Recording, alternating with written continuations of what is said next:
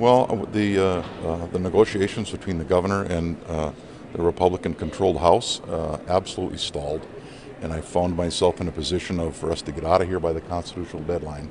I had to make an agreement with the House that the governor doesn't support, and it certainly is within the governor's authority to veto the bill.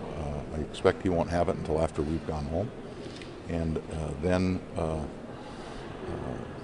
I assume that the governor will at some point start meeting with the House Republicans and try to come on some agreement with them about where he feels deficiencies in the bill are.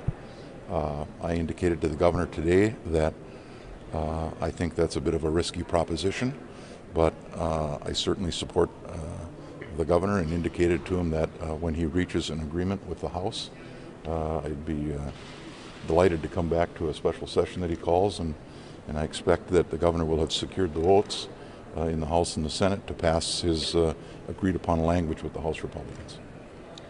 The governor said today that a special session could happen on the Capitol lawn if need be. Did he propose that to you? I did ask him where we'd meet, and he said we'd put up a tent and set up some chairs. I guess the Constitution says that the legislature has to meet in the city of St. Paul. We will meet someplace in St. Paul. And a lawn, is that good enough? It seems unlikely. Why is that unlikely? It seems like there's some other options. What if it's raining that day? It seems like there's some other options available to us. There are facilities big enough in St. Paul somewhere to hold a legislative session. I assured the governor today that I'm not going to agree to a lousy tax bill. So, I mean, the fate of a potential tax bill next session resides in the negotiators of the House and the Senate. Because this session is concluding without an omnibus tax bill, the Tax Conference Committee will remain open in room 15.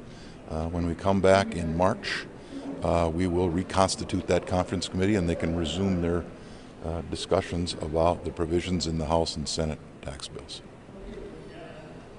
So what does that mean?